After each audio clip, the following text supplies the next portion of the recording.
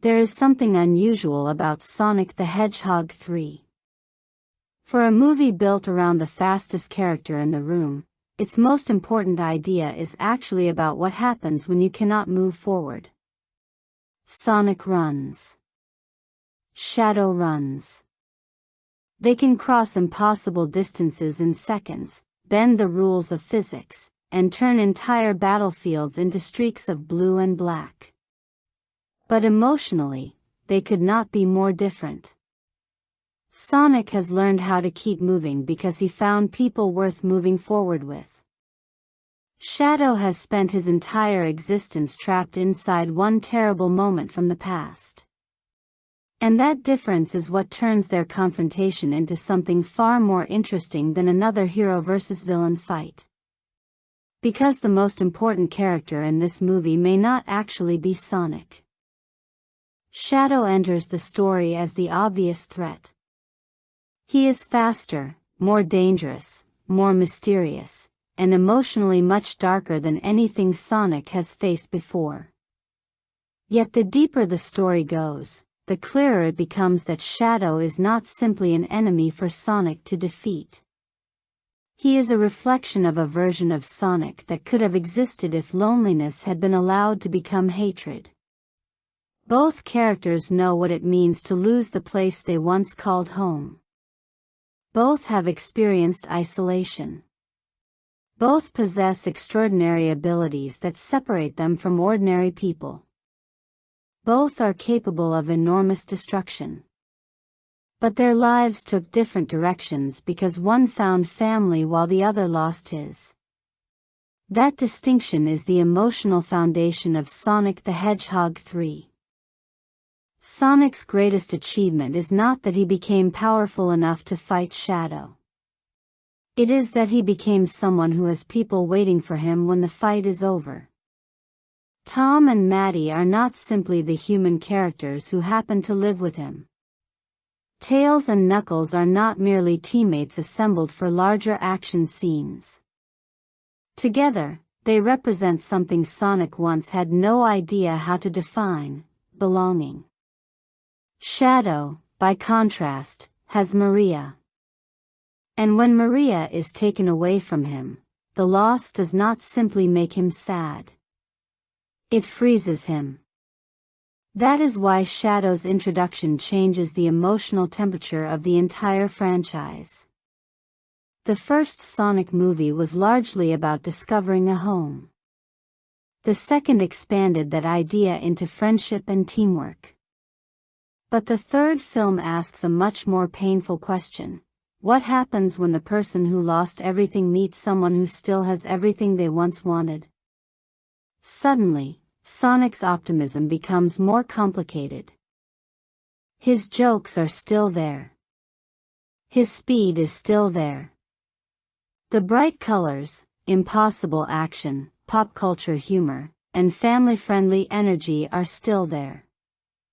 But underneath all of it is a character who has finally built something he is terrified of losing. Shadow gives that fear a face. And the movie knows exactly how powerful that contrast can be.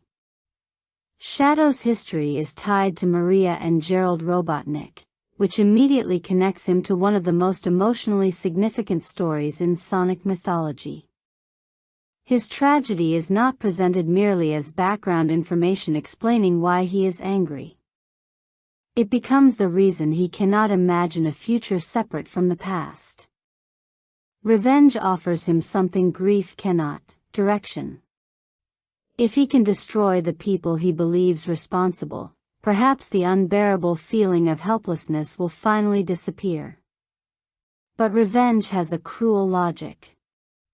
It promises control while keeping the wound open. That is where Sonic and Shadow become thematic opposites. Sonic moves because movement is his nature.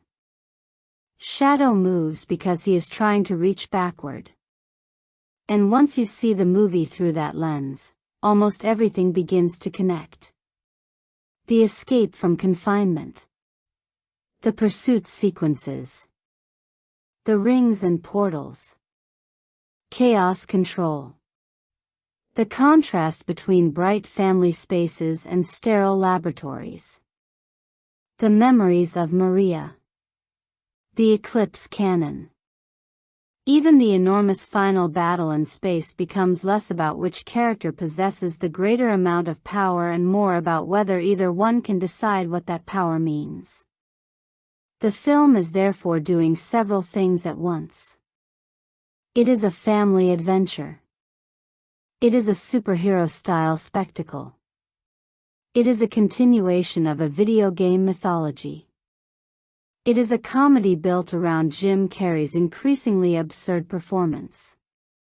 And underneath all of that, it is a story about grief. That combination should be difficult to balance. Somehow, that tension is also what gives the movie its identity. The real question is not whether Sonic can defeat Shadow. The real question is why Sonic understands him at all. And to understand why that matters, we have to look at how this franchise arrived at the point where Shadow could carry an entire movie with the weight of his history. The first Sonic the Hedgehog movie was released under unusually intense scrutiny. Before audiences ever had the opportunity to judge its story, they had already judged its hero. The original design of Sonic became one of the most infamous examples of a visual decision going badly wrong before a movie's release. The reaction was so strong that the filmmakers ultimately redesigned the character, delaying the film in the process. That decision became more than a cosmetic correction. It was a demonstration of something that would become central to Sonic's cinematic survival. The filmmakers had to earn the audience's trust. The redesigned Sonic looked much closer to the character people recognized from the games. More importantly, the movie itself approached the mythology with a lighter, more accessible personality. It did not demand that viewers know decades of Sonic history before they could understand what was happening. The film could function as a family adventure while still giving longtime fans recognizable pieces of the world they loved. The result was commercially strong enough to justify another attempt. Sonic the Hedgehog 2 expanded the formula. Tails arrived. Knuckles arrived. The world became larger. The mythology became more recognizable. And then, after the main story, the film gave longtime fans exactly the kind of reveal they had been waiting for. Shadow. That post-credit appearance was important because Shadow is not just another Sonic character. He occupies a completely different emotional category. His popularity comes partly from his design and abilities, but his staying power is tied to the tragedy surrounding him. For many fans, Shadow's identity is inseparable from Maria, Gerald, Project Shadow, and the events associated with Sonic Adventure 2. So bringing him into live-action cinema was not simply a matter of putting black fur and red streaks on another digital character. The filmmakers were adapting a character whose appeal depended on emotional history. Paramount and Sega formally announced the third film in 2022, alongside the development of the Knuckles series, signaling that Sonic was no longer being treated as a single experimental movie property. It was becoming a larger entertainment universe.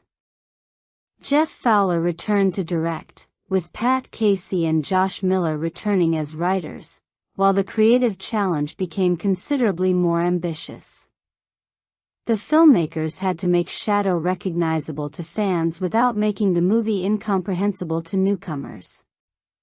They also had to solve another problem. Shadow's story is darker than the tone of the previous movies. How do you take a character whose identity is connected to death, grief, revenge, military violence, and psychological trauma and place him inside a family-friendly blockbuster without stripping away the very qualities that made him compelling?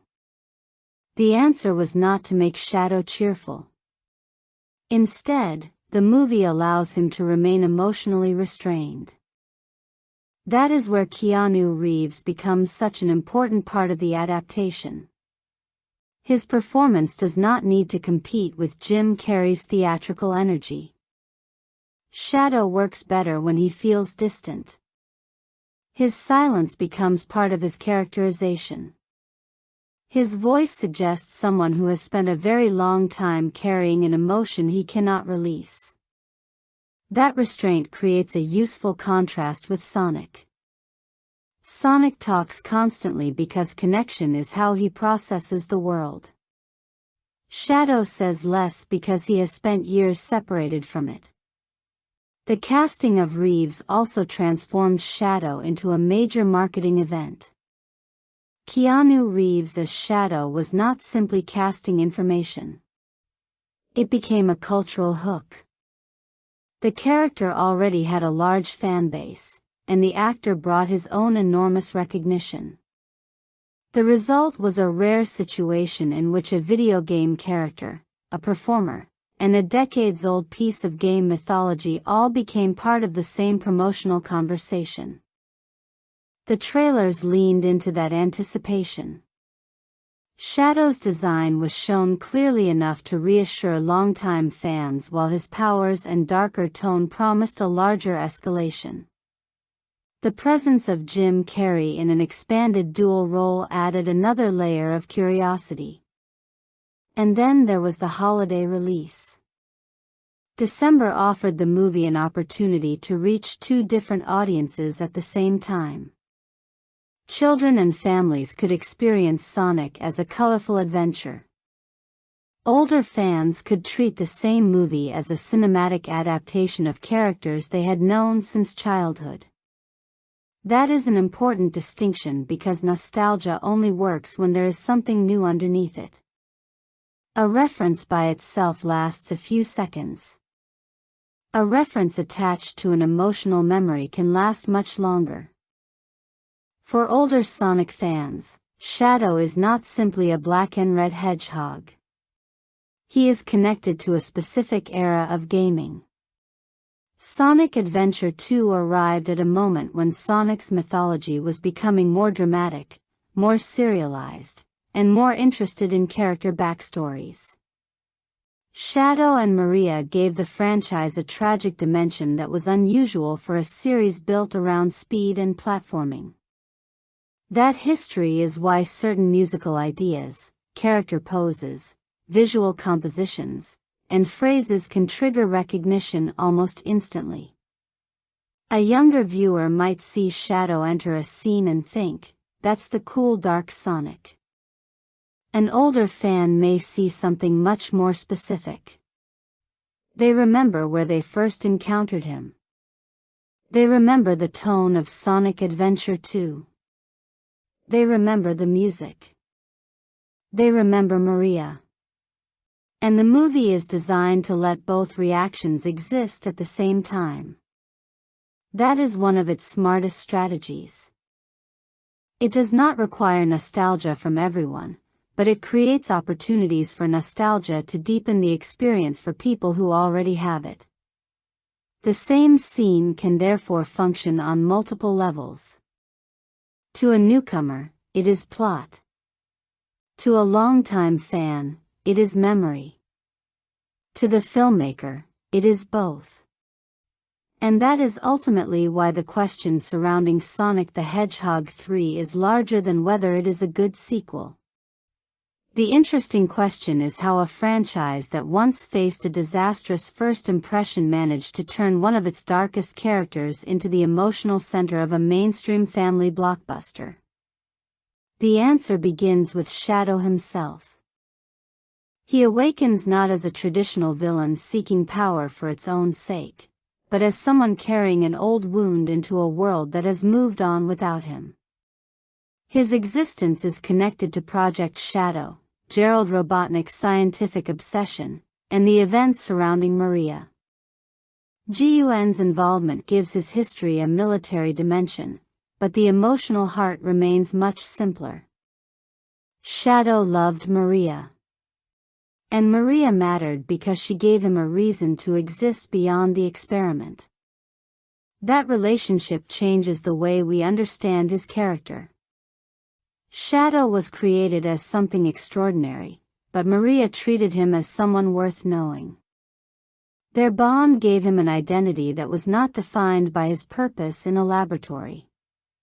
For Shadow, she represented acceptance. Then that connection was destroyed. His imprisonment afterward is therefore symbolic as much as it is literal. He is physically contained, but emotionally he has never really left the past. When he eventually escapes, he does not enter the modern world as a new person. He returns carrying the same anger he had when he was first taken away. Meanwhile, Sonic's life has moved in the opposite direction. He lives with Tom, Maddie, Tails, and Knuckles. He has meals. He has arguments. He has jokes. He has people who worry about him. His family is imperfect, occasionally chaotic, and frequently ridiculous, but it is real. That contrast is crucial. The movie does not need Sonic to explain why family matters because it has already shown us. We can see it in the way he behaves. Sonic is still impulsive. He still rushes toward danger. He still enjoys proving that he is the fastest and strongest person in the room. But underneath that confidence is someone who remembers what loneliness felt like. Shadow exposes that old fear. When Sonic encounters an opponent who can match him, the threat is not only physical. For the first time, he faces someone whose abilities force him to confront the possibility that raw power may not be enough. And Sonic initially responds in the way he has responded to many problems before. He wants to fight. Tails is more cautious. Knuckles approaches the threat through his warrior instincts. Gun treats Shadow as a security crisis. Everyone has a different way of interpreting the danger. But Sonic's reaction is especially important because he has not yet understood what Shadow represents.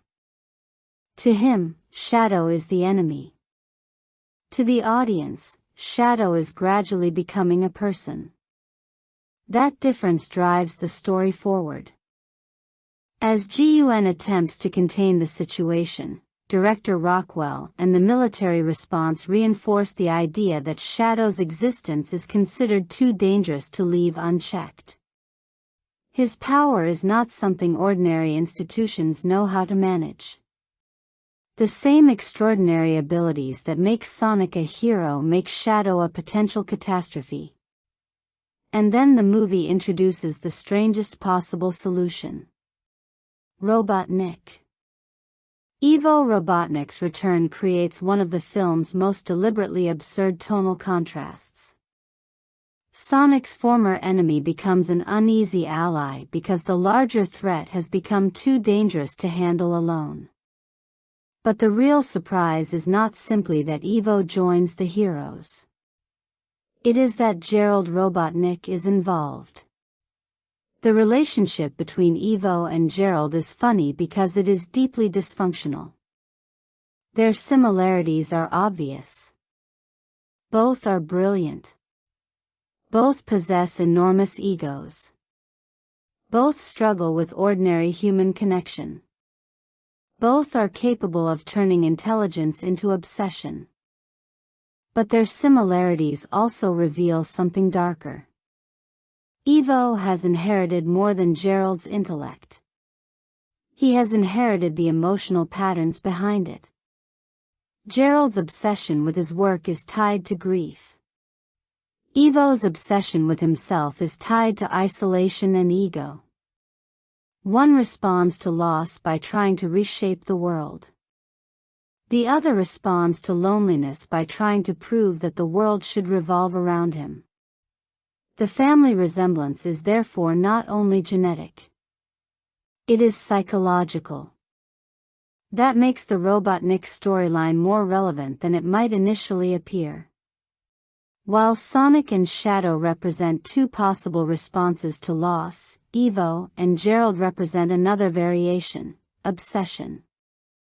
Gerald cannot let go of Maria. Shadow cannot let go of Maria. And Evo cannot let go of his own need to prove himself. Each character becomes trapped by something. That is why the Eclipse cannon becomes more than a convenient superweapon. It represents the dangerous point where grief, science, power, and obsession become indistinguishable from one another. A machine designed to change the fate of the planet is ultimately being driven by people who have never learned how to change themselves. The alliance between Teams Sonic and Robotnik is intentionally strange. It provides comedy, but it also reinforces how unstable the situation has become. Heroes and former villains are forced into the same space because the old categories no longer explain the new threat. Sonic's conflict is becoming personal. The closer he gets to Shadow, the more difficult it becomes to think of him as a simple enemy. Shadow's power is extraordinary. Chaos control gives him an advantage that Sonic cannot solve through speed alone. The ability to manipulate space and time transforms their encounters into something almost supernatural.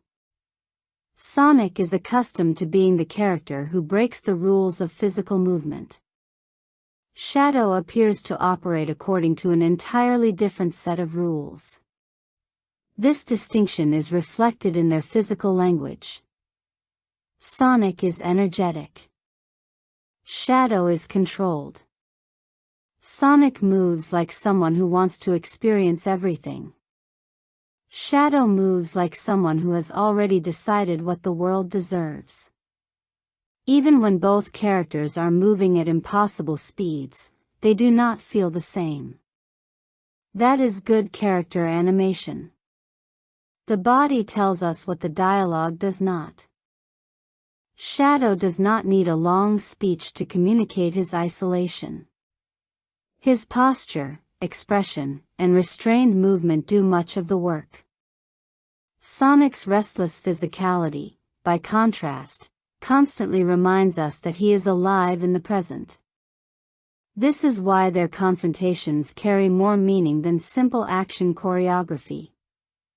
Every fight asks the same question in a different form. Can Sonic stop Shadow without becoming consumed by the same anger? As the story progresses, the answer becomes less obvious. Maria's memory continues to influence Shadow. Humanity becomes associated in his mind with betrayal and destruction. The world he returns to is not the world Maria imagined.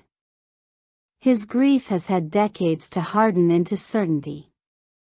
That is what makes revenge psychologically attractive. It simplifies pain.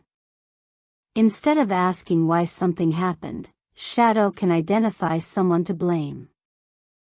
Instead of accepting that Maria is gone, he can construct a future in which her death becomes the justification for everything he does. Revenge gives grief a mission. But it also prevents grief from ending. Sonic begins to recognize this. And that recognition matters because Sonic has his own history of loss. His original home is gone. He once lived alone. He was afraid of being discovered because discovery meant losing his freedom and potentially losing his life. Tom changed that. Then Tails and Knuckles expanded it. Sonic did not simply find friends. He built a family. The film's emotional power comes from showing that family as the thing Shadow never got to keep. This is why Maria's limited screen time does not make her unimportant.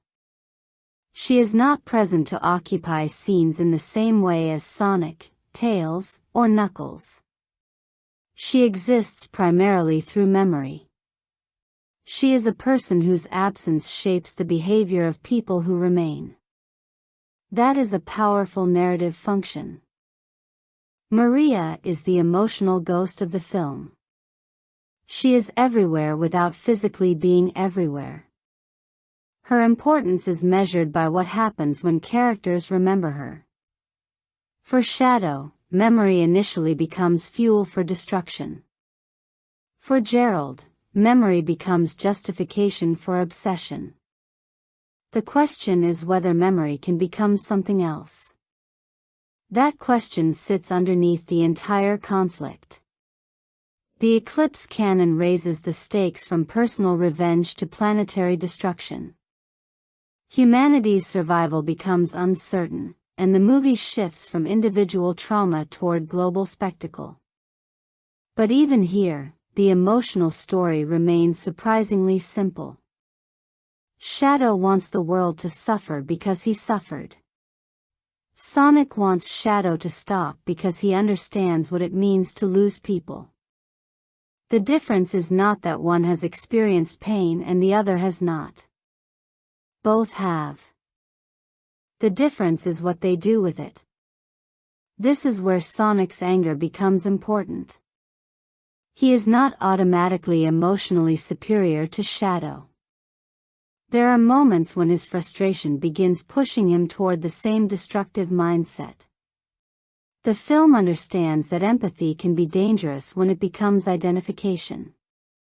Sonic sees himself in Shadow, but seeing yourself in someone does not automatically mean you will make better choices. In fact, the more Sonic understands Shadow, the greater the temptation becomes to answer pain with violence. That is the midpoint crisis beneath the spectacle. The enemy Sonic fears is not only Shadow. It is the version of himself that Shadow makes visible. The Eclipse canon's activation turns that psychological conflict into physical danger. The planet itself becomes vulnerable to the consequences of unresolved grief. Gerald's plan reaches its most dangerous point, while Evo is forced to confront what his grandfather represents. And suddenly the Robotnik family story becomes part of the same thematic argument. Gerald has allowed grief to consume his identity. Evo has spent his life trying to prove himself. Sonic has built his identity around family. Shadow has built his identity around Maria's death. Everyone is defined by attachment. The difference is whether attachment becomes connection or obsession. Gerald cannot move beyond his grief because doing so would mean accepting that Maria is gone. Shadow faces the same problem. If he forgives, does that mean Maria mattered less? If he stops fighting, does that mean her death has been forgotten? The film's answer is quietly important. Forgiveness is not forgetting. Moving forward is not betrayal. Remembering someone does not require continuing their anger. That is the emotional idea Shadow eventually has to confront. The final battle therefore works because the audience already knows the heroes will probably survive. The suspense is not entirely about whether the planet will be saved. It is about whether Shadow will remain trapped inside the identity that grief created for him. When Sonic transforms into Super Sonic, the visual scale increases dramatically. When Shadow reaches Super Shadow, the movie reaches the kind of game-inspired spectacle longtime fans have been waiting for. Gold and black, light and darkness, two extraordinary characters suspended against the vastness of space. On the surface, it is exactly the kind of climax a Sonic movie should deliver. Underneath, it is a visual representation of two emotional possibilities. Power does not decide who these characters become. Choice does. Sonic's willingness to sacrifice himself reveals how far he has come. Earlier in his story, he wanted to escape loneliness. Now he is willing to risk himself for people who are not even biologically related to him.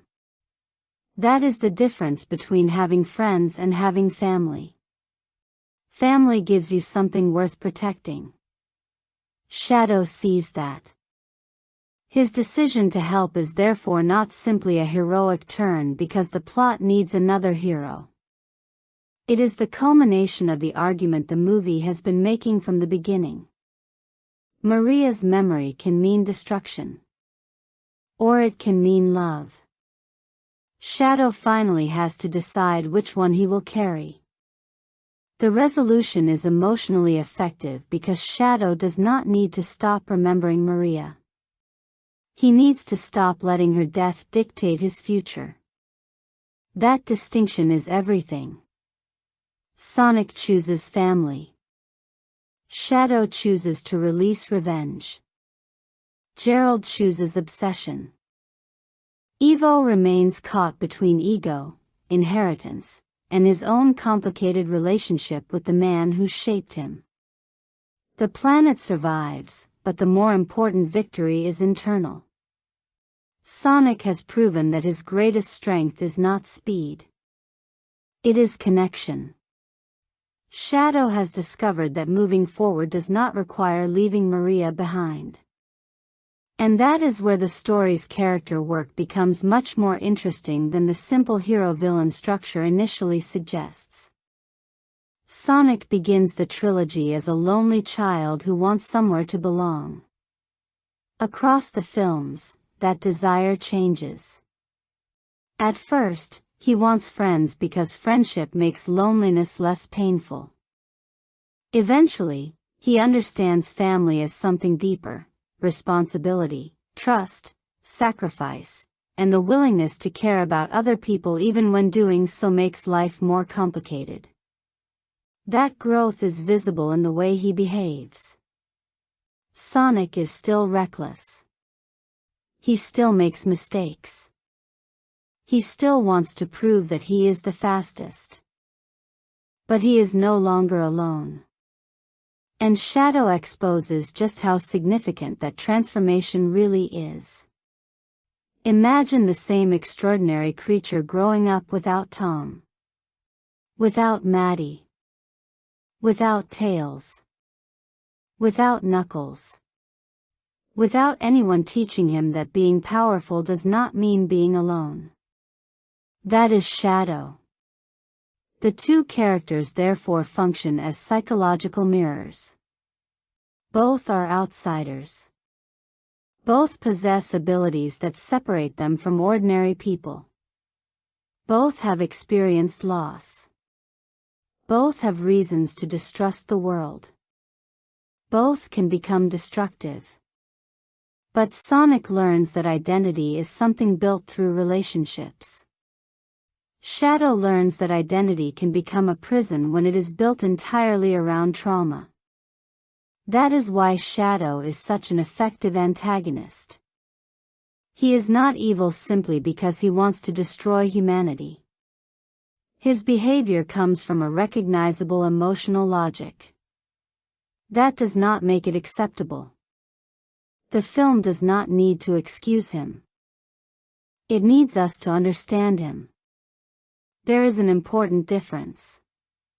Trauma can explain destructive behavior without justifying it. Shadow's anger is understandable. His revenge is not. That tension makes him more compelling than a villain who simply wants power.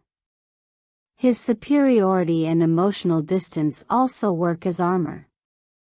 If Shadow convinces himself that he is above everyone else, he never has to admit how deeply he was hurt. Anger is easier to carry than vulnerability. Keanu Reeves' restrained performance supports this interpretation. Shadow rarely feels desperate in the conventional sense. He feels controlled, and that control makes the moments when emotion breaks through more meaningful. His black and red design reinforces the same psychology. Sonic's blue suggests openness, movement, and energy. Shadow's darker palette creates a visual sense of weight. Red can suggest danger, anger, and intensity. The contrast is simple, but it communicates quickly. Even their movement reflects their personalities. Sonic seems to enjoy speed. Shadow weaponizes it. Sonic's movement feels playful. Shadow's feels precise. The animation is therefore doing character analysis without needing dialogue. Tails occupies a very different emotional role. He is the intellectual center of Team Sonic, often approaching danger through observation and problem solving. Where Sonic is impulsive and Knuckles is instinctive, Tails gives the group patience and technical intelligence. Knuckles provides another kind of balance. His warrior mentality can produce comedy because he approaches ordinary situations with extraordinary seriousness. But that humor also prevents the film's darker storyline from becoming oppressive. Tom and Maddie perform an even more important function. They ground the fantasy. When Sonic is surrounded by impossible technology, alien powers, government organizations, and interdimensional energy, his family reminds the audience that his emotional world is still recognizable. Tom is especially important because his relationship with Sonic gives the character an emotional anchor. Sonic may be a superhero-like figure, but he still has someone whose approval matters to him. That relationship changes the meaning of heroism. A hero is not simply someone who can save the world. A hero is someone who has something to lose and still chooses to protect others. Rachel and Wade operate closer to the comedic side of the movie, while Agent Stone provides another connection to Robotnik's more eccentric world. Gun and Commander Walters give the story institutional stakes, while Director Rockwell represents the military perspective that naturally sees Shadow as a threat rather than as a traumatized individual. Maria remains different from all of them. She is not there to deliver jokes, explain mythology, or drive action. She is there to remind us what was lost. And Gerald's relationship with Evo turns that loss into a generational story. Gerald's obsession becomes a distorted inheritance. Evo inherits the intelligence, arrogance, and isolation, but not necessarily the same reason for them. Jim Carrey's ability to play both characters creates a deliberately exaggerated contrast, yet underneath the comedy is a serious idea: dysfunction can be inherited even when the original wound is not. People teach each other how to respond to pain. Sometimes they teach it through love. Sometimes through fear. Sometimes through obsession. That makes the film's supporting cast more important than it first appears. They prevent the story from becoming only Shadow's tragedy by showing different versions of belonging and isolation. The central theme is therefore surprisingly universal. Family versus isolation. Grief versus revenge. Memory versus obsession. Identity versus inheritance. Choice versus destiny. Sonic the Hedgehog 3 is not claiming that pain can simply be overcome by positive thinking. Shadow's loss is real. Maria cannot be brought back. Sonic's original home cannot be restored. Gerald's grief cannot be erased. The movie's argument is more practical. You cannot always choose what happens to you. You can choose what happens next. That is a much more meaningful message for a family film. A younger viewer can understand it as a lesson about anger. An adult can recognize something more complicated. Grief does not have an expiration date, and moving forward does not mean becoming indifferent to the person you lost. That is why the film's emotional material works despite the blockbuster packaging. It never stops being entertaining. But the entertainment gives the themes a vehicle. Speed becomes a metaphor for freedom. Confinement becomes a metaphor for psychological imprisonment. The laboratory represents a world in which living beings can be treated as experiments. Family homes represent spaces where characters are valued for who they are rather than what they can do. The Eclipse Cannon represents the terrifying combination of personal obsession and unlimited power. And the Chaos Emeralds transform internal emotional conflict into physical spectacle. This is where the visual symbolism becomes particularly effective. Sonic is blue. Shadow is black and red. One is associated with brightness and movement. The other carries a visual weight that suggests darkness and danger. But the movie does not ultimately say that light is good and darkness is evil. That would make Shadow too simple. Instead, it shows that darkness can contain pain without permanently defining the person carrying it. Shadow does not have to become Sonic. He does not have to adopt Sonic's personality. He only has to make a different choice. That distinction matters because the film is not arguing that everyone should become cheerful. It is arguing that emotional healing does not require becoming someone else. Shadow can remain Shadow. He can remember Maria. He can still be serious.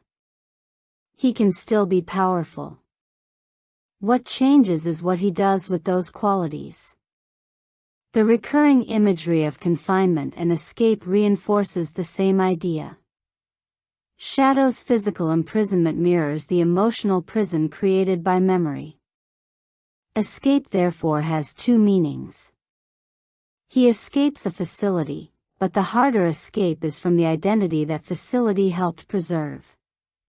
The contrast between laboratories and family environments is equally meaningful.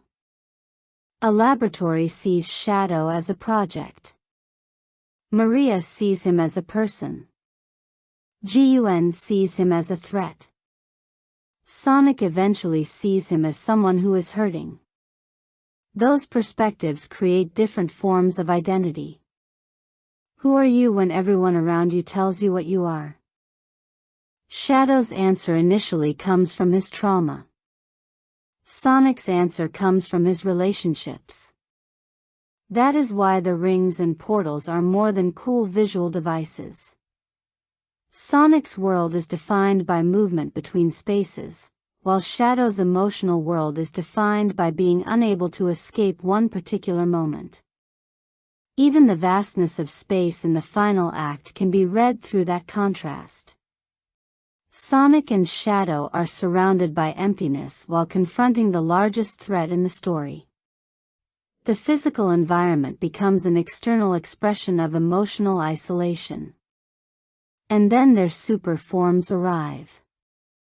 Super Sonic and Super Shadow are not simply upgraded costumes. They externalize internal power. The characters have always possessed extraordinary abilities. What changes is how those abilities are directed. Power itself is morally neutral. The person using it gives it meaning. That idea leads to the deeper philosophical question beneath the movie. Can remembering someone require continuing their anger? The film's answer is no. Maria's memory is not valuable because it justifies revenge. It is valuable because it represents connection. Shadow does not honor her by destroying everything she cared about. He honors her by refusing to let her death become the end of his humanity. Gerald fails to make that distinction. His grief becomes obsession. He turns memory into a weapon. Shadow initially inherits that worldview. Sonic offers another possibility. Sonic has experienced loss, but he refuses to make loss his entire identity. He builds a family because he understands that connection creates vulnerability, and vulnerability creates the possibility of pain. That is the risk of loving people. You can lose them. But Sonic chooses that risk anyway. This may be the most mature idea in the movie. The solution to grief is not to avoid attachment. It is to understand that attachment was worth having even though it could end in pain. That is why Maria matters so much. She represents the relationship Shadow is afraid to replace. If he moves forward, perhaps he believes he is abandoning her. But memory does not work that way. People do not disappear simply because we continue living. And the film quietly applies the same idea to Sonic. Sonic's original loneliness does not vanish because he has a family. It becomes part of the reason he values them so deeply. Pain remains part of identity. It just does not have to control identity. This is also why fan service works best when it becomes storytelling. The connection to Sonic Adventure 2 is not merely a collection of references designed to make longtime fans cheer. It gives the adaptation a narrative foundation. Shadow's history, Maria, Gerald, Chaos Control, and the darker tone all connect the modern movie to an earlier version of Sonic that fans remember emotionally. When nostalgia supports character motivation, it becomes meaningful. When it exists only as decoration, it becomes disposable. Sonic the Hedgehog 3 frequently understands the difference. The same is true of the music. Tom Hokenborg's score combines orchestral weight with electronic energy, allowing the film to move between spectacle and emotion. Sonic's identity requires momentum, so the score often feels kinetic. Shadow requires tension and gravity, so his musical language can feel darker and more controlled. Music becomes connective tissue between generations. For longtime fans, Sonic music is unusually powerful because game music is often attached directly to memory. Unlike a movie soundtrack that accompanies a 2-hour experience, game music can accompany dozens or hundreds of hours of personal history. A melody can therefore trigger a memory of a level, a boss fight, a childhood bedroom, a console, or a particular period of life. That is why the connection to Live Learn carries so much weight.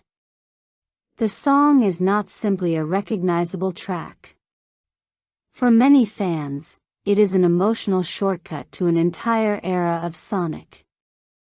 The movie understands that nostalgia is not only about remembering what something sounded like. It is about remembering who you were when you heard it. The score also knows when to become quieter.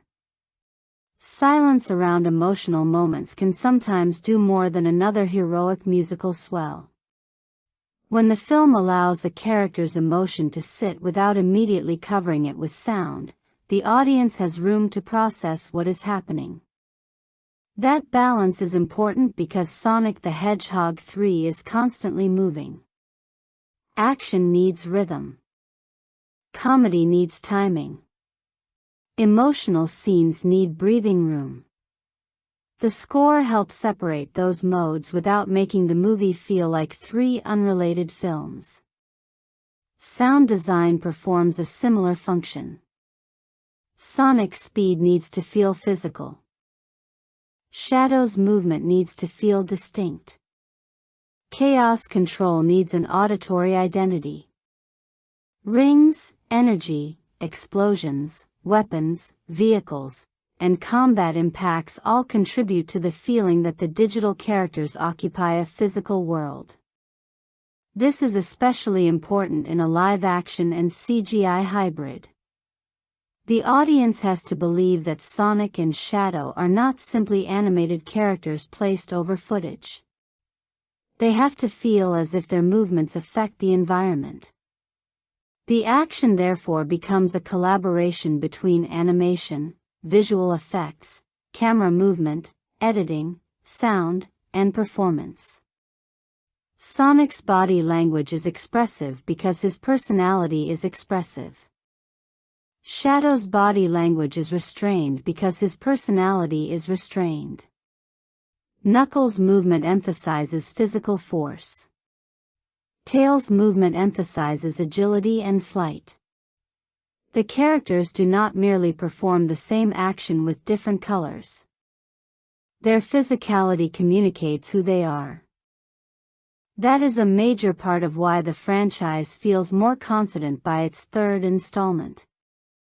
The filmmakers have had multiple movies to understand how these digital characters interact with real environments. The first film had to prove the concept. The second expanded the ensemble. The third can concentrate more on scale. London becomes a useful environment because it provides recognizable architecture for impossible action. The collision between ordinary urban space and fantastical characters makes the destruction feel larger. Then the film goes beyond Earth. Space removes the visual limitations of a city and allows the climax to become almost abstract. The characters are reduced to silhouettes, energy trails, and flashes of color against darkness.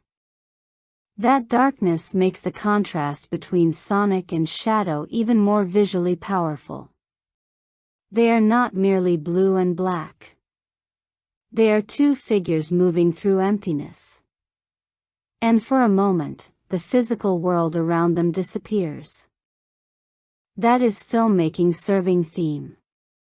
Jeff Fowler's direction has the difficult job of keeping the franchise's established comedy while allowing Shadow's story to become darker. The film cannot suddenly become a grim science fiction tragedy because families are still expecting Sonic. But it also cannot treat Maria's death as a joke without destroying the emotional foundation of Shadow's character. The solution is tonal layering. Comedy exists around the tragedy rather than replacing it. Jim Carrey can perform outrageous material while the Shadow storyline remains sincere. Knuckles can deliver absurdly serious reactions while Sonic is dealing with genuine fear. The human characters can provide lighter moments while the central conflict grows darker. That contrast is not always perfectly smooth. In fact, one of the film's legitimate weaknesses is that the tonal shifts can occasionally feel abrupt. But the same structure also prevents the movie from becoming emotionally exhausting. A completely serious Sonic movie would betray part of the franchise's identity. A completely comedic Sonic movie would weaken Shadow. The third film attempts to occupy the space between them. That is a difficult balance. Fowler's visual approach also emphasizes escalation. The action begins with character-level confrontations and gradually expands toward planetary consequences. This follows a familiar blockbuster structure, but it works here because the scale is connected to the character's emotional conflict. The bigger the threat becomes, the more important the internal choice becomes. That is the paradox of the climax. The world is at its largest. The decision is deeply personal. Keanu Reeves and Jim Carrey help maintain that balance through contrast. Reeves gives Shadow stillness. Carrey gives the Robotnik material explosive energy. Playing Evo and Gerald allows Carrey to turn family dysfunction into comedy while also exploring how obsession can pass from one generation to another. The performances are not realistic in the conventional sense. They are heightened. But heightened performances belong naturally in the Sonic universe. The question is whether the exaggeration supports character. With Shadow, restraint supports tragedy. With Robotnik, excess supports comedy and ego. With Sonic, energy supports optimism. The performances therefore operate as extensions of the characters rather than simply different acting styles. The cultural response to the movie can be understood through the same combination of factors. Shadow was already beloved. Keanu Reeves made him newly visible. Jim Carrey's return added another recognizable face. The game references rewarded longtime fans. The family-friendly format opened the door to younger viewers. And the movie arrived during a period when audiences had become much more receptive to video game adaptations. That last point matters. For years, video game movies carried a reputation for being difficult to translate. The games might have huge audiences, but adapting them to cinema required more than reproducing characters and locations. The modern shift has been toward respecting the emotional identity of the source material. Sonic benefited from that shift. The movie did not attempt to pretend that Sonic was something other than Sonic. It embraced the speed. It embraced the mythology. It embraced the weirdness. And by the third film, it could assume that audiences were willing to follow the franchise into more complicated territory. That is why fan reactions to Shadow were so strong. For longtime fans, his appearance was not simply another casting announcement.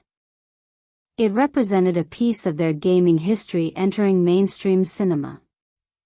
The response to Keanu Reeves also demonstrates how modern fandom operates. Casting becomes part of the event. Fans create memes, edits, reactions, theories, and conversations long before the movie arrives. The audience is no longer waiting passively for a film. They are participating in its cultural identity. Shadow became an especially effective character for that environment because his visual design is instantly recognizable. Black, red, white. Serious expression. Distinctive silhouette. He is practically built for fan art and edits. Jim Carrey's Robotnik is equally meme-friendly, but for completely different reasons. His exaggerated expressions and unpredictable physical comedy produce moments that can escape the film and become part of internet culture. That creates an interesting contrast. Shadow generates fandom through mystery, tragedy, and coolness. Robotnik generates it through absurdity. Sonic generates it through familiarity. Together, they give the movie several different cultural entry points. Critics generally responded positively to the film as well, particularly to its pace, performances, action, and the presence of Shadow. Audience enthusiasm was even stronger, which is understandable because longtime fans were receiving material they had been waiting years to see. But audience excitement should not automatically make every criticism invalid. The film is crowded. There are many characters. There are multiple storylines. There are emotional flashbacks. There is the Robotnik family material.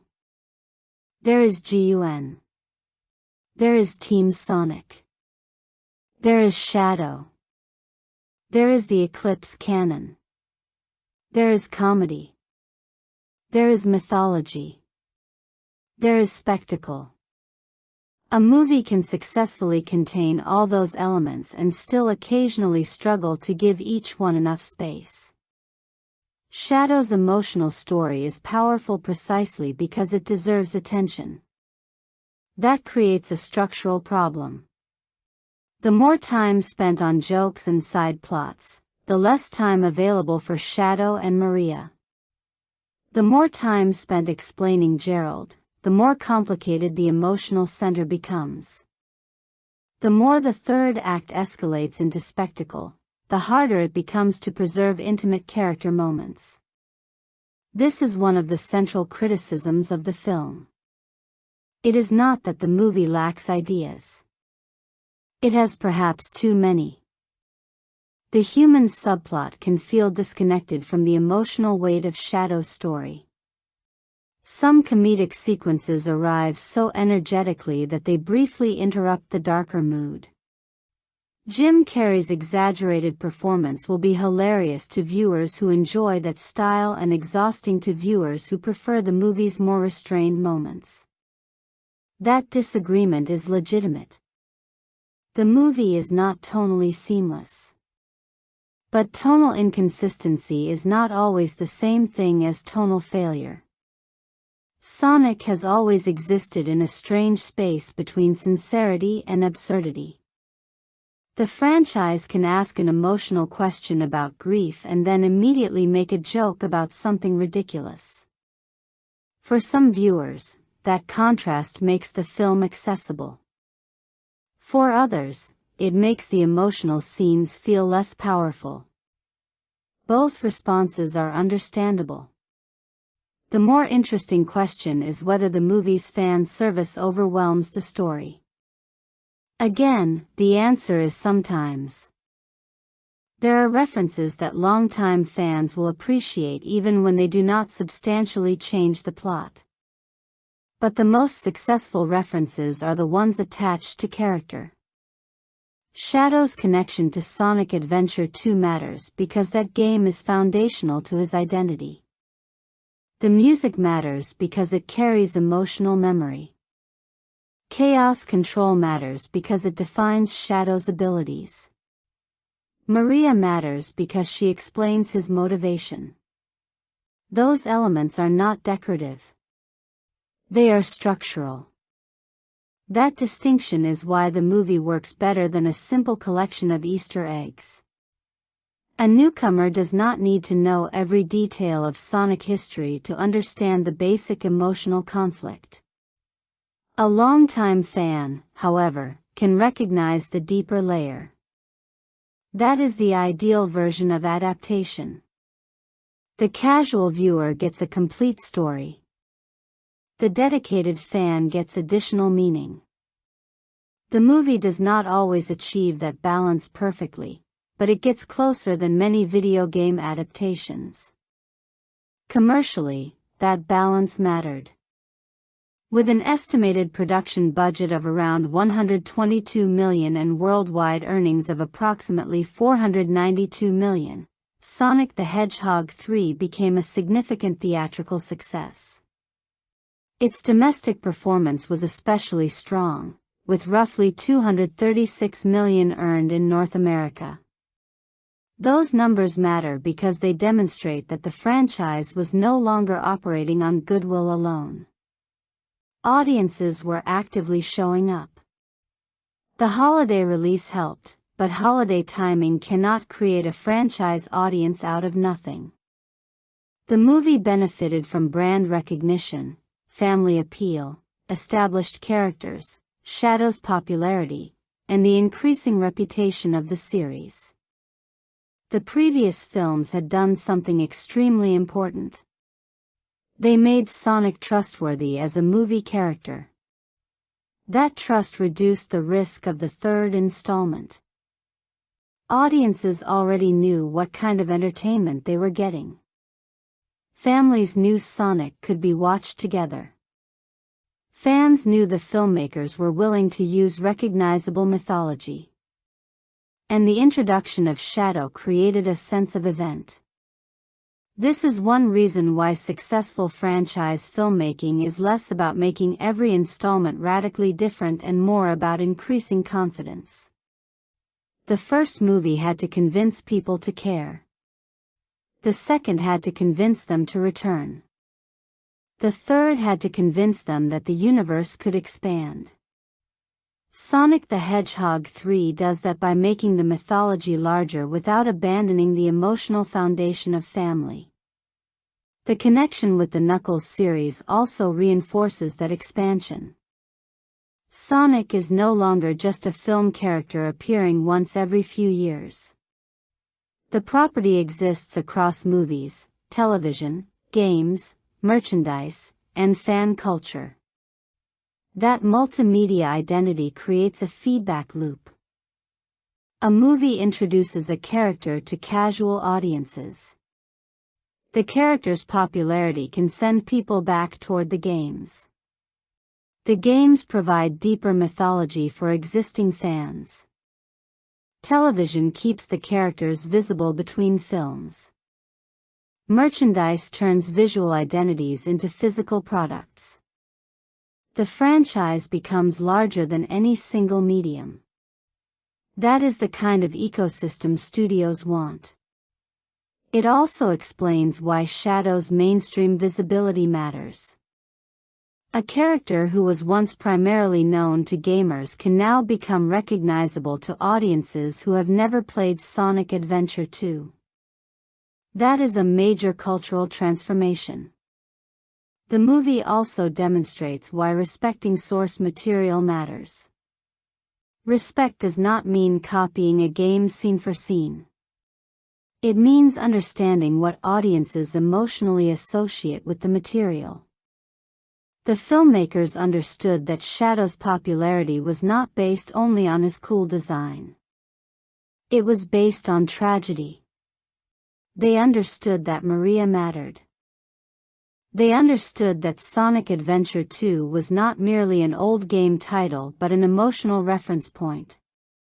And they understood that the franchise's humor had to remain part of the cinematic identity. That combination helped Sonic become one of the more durable examples of a successful video game film franchise. Historically, that is perhaps the most important achievement of the trilogy. The franchise began with a design controversy so severe that the central character had to be redesigned. It could have become a cautionary story about Hollywood misunderstanding games. Instead, the filmmakers listened, adjusted, and gradually built audience trust. Each sequel expanded the world. Each movie introduced more mythology. By the third installment, the franchise could confidently adapt one of its most complicated characters. That trajectory is significant. Sonic the Hedgehog 3 is not just successful because it has Sonic. It is successful because the audience has learned to trust what the filmmakers will do with Sonic. That trust is difficult to build and easy to lose. The film's long-term legacy will therefore probably depend less on individual jokes than on characters. Some comedy will age. Some internet references will eventually feel tied to the 2020s. Certain visual effects may look less impressive as technology improves. But grief does not become outdated. Family does not become outdated. The fear of losing someone does not become outdated. And the question of what to do with pain is not tied to any particular decade. That is why Shadow has a stronger chance of lasting than some of the film's more temporary humor. His character is built around a universal contradiction. He wants to honor the person he loved. But the way he tries to honor her destroys the possibility of living with the memory. That is timeless. The same is true of Sonic's family. Years from now, viewers may not remember every joke. They may not remember every action beat. But they can remember the emotional difference between Sonic and Shadow. One lost a home and found another. One lost a person and could not imagine life beyond that loss. One chose connection. One chose revenge. That is the part of the film that can survive changing technology and changing pop culture. Of course, not everything will age equally well.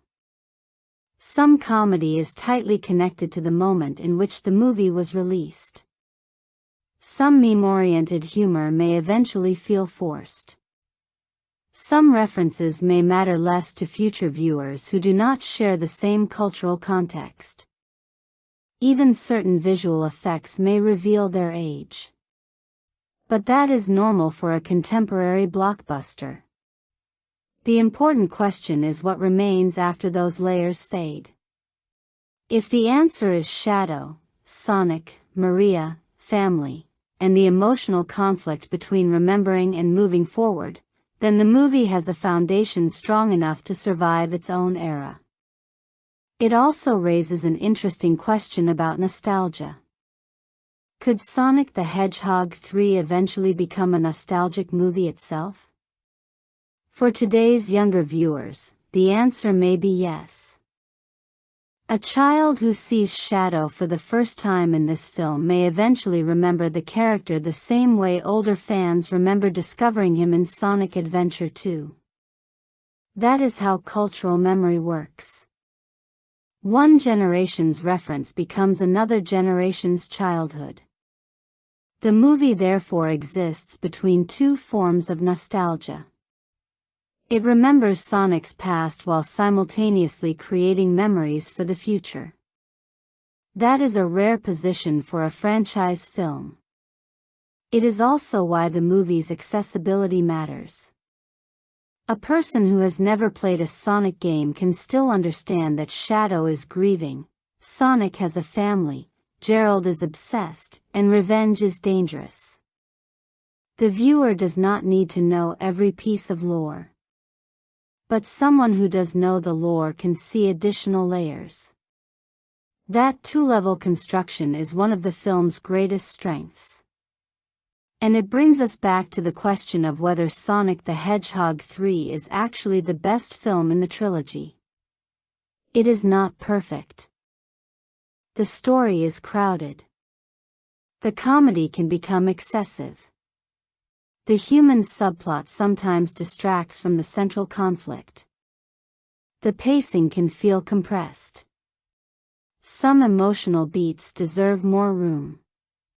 And the sheer amount of mythology can occasionally make the movie feel like it is trying to serve too many audiences at once. But perfection is not the only measure of successful franchise filmmaking. The better question is whether the movie knows what it wants to be. Sonic the Hedgehog 3 does. It wants to be bigger than the previous movies without becoming emotionally empty. It wants to reward longtime fans without shutting out newcomers. It wants to make children laugh while giving adults something more painful to think about. It wants Shadow to be dark without turning the entire movie dark. It wants Jim Carrey to be ridiculous without allowing Robotnik to destroy the emotional stakes. Those ambitions do not always coexist smoothly. But they do coexist. And that is impressive. Keanu Reeves gives Shadow the gravity necessary to keep the character from becoming a caricature of a dark Sonic. Jim Carrey gives the Robotnik material the theatrical energy that defines the franchise. Ben Schwartz allows Sonic to remain energetic while giving him enough emotional maturity to make the character's growth believable. The action is larger. The music is more nostalgic. The mythology is deeper. But the real improvement is emotional confidence. The first Sonic movie was about proving that the character could work in live action. The second was about expanding the world. The third is about asking what that world means. That is why Shadow becomes so important. He gives Sonic a mirror. And sometimes the best way to understand how much a character has grown is to show them someone who could have become exactly the opposite. Shadow is what Sonic might have been without family. That possibility makes Sonic's entire journey more meaningful. His greatest power was never speed. Speed is simply the most obvious expression of who he is. His actual strength is his willingness to connect. He chooses people. He trusts them. He risks losing them. And he keeps loving them anyway. Shadow's journey is the darker version of the same story. He loved someone. He lost her. And instead of accepting that love can survive loss, he allowed the loss to redefine him. The final emotional victory is therefore not Shadow becoming good. It is Shadow becoming free. Free from the idea that revenge is the only way to remain loyal to Maria. Free from the idea that his pain is his identity. Free from the belief that moving forward means forgetting. That is why the movie's central message is stronger than its spectacle. Trauma can shape you. It can influence your instincts. It can explain why you react the way you do. But it does not have to decide who you become. Sonic demonstrates that through family. Shadow demonstrates it through choice. Gerald demonstrates the opposite.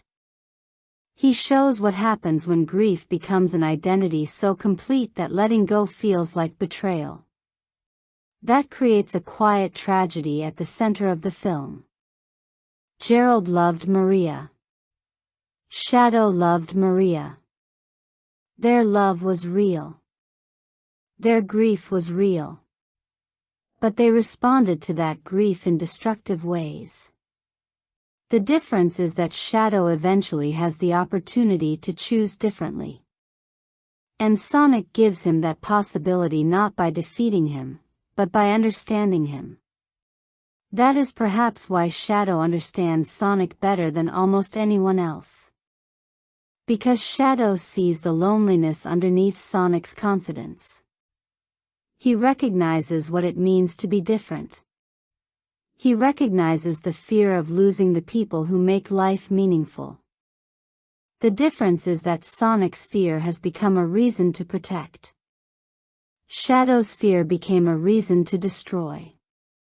Two characters. Two histories. Two futures. One fundamental experience. Loss. That is the emotional architecture holding the entire movie together.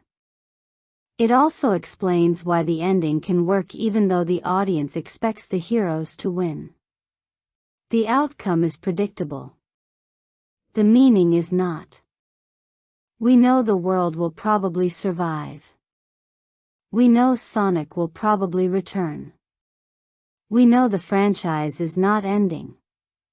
But what matters is the choice Shadow makes before the story closes. The question was never simply whether the heroes would win.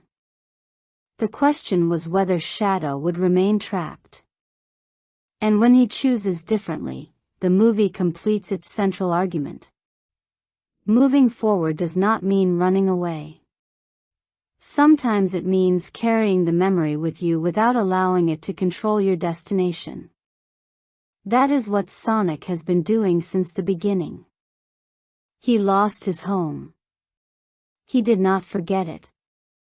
He simply found another. Shadow can do the same emotionally. Maria cannot come back. But her memory can become something other than revenge. That is the difference between remembering someone and living inside their death. And perhaps that is why Sonic the Hedgehog 3 feels more emotionally ambitious than its colorful packaging suggests. Beneath the explosions, the jokes, the CGI, the game references, the super forms, the rings, the emeralds, and the impossible speed, this is a story about two lost children. One was given a second chance to find a family. The other was given a second chance to decide what his loss would mean.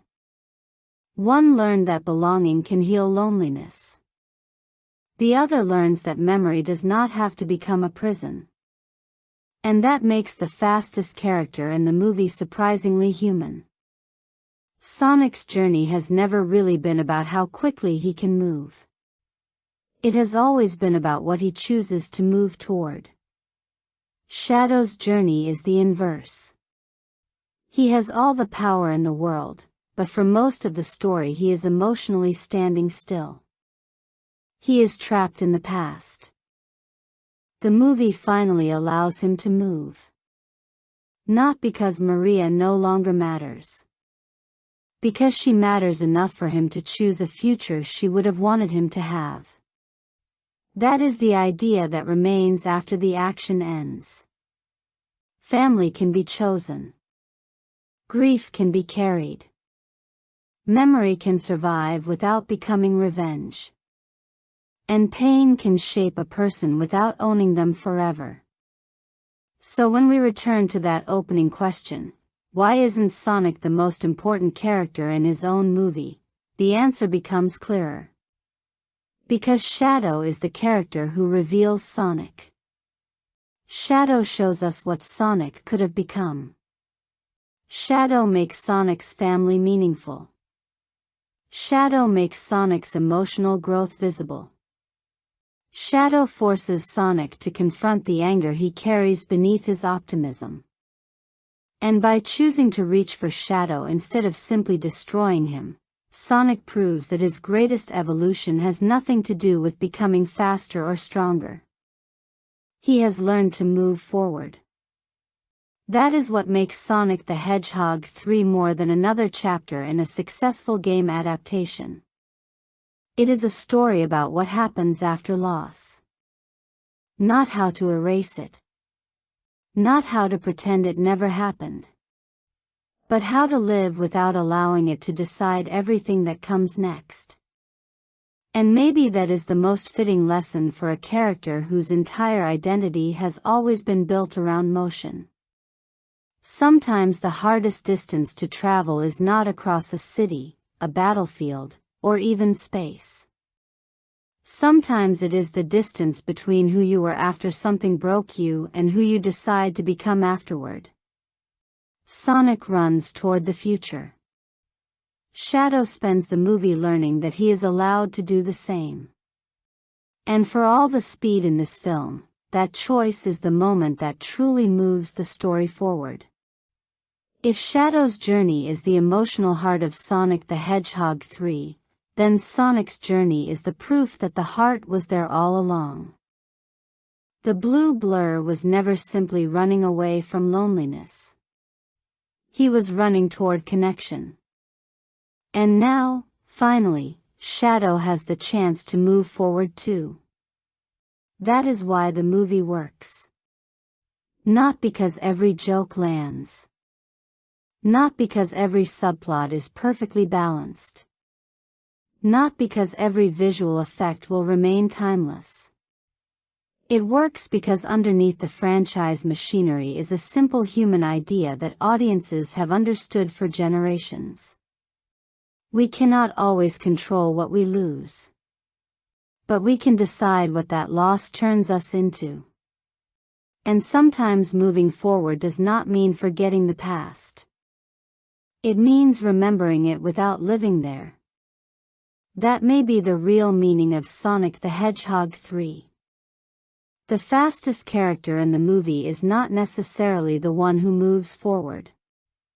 Sometimes moving forward simply means letting go.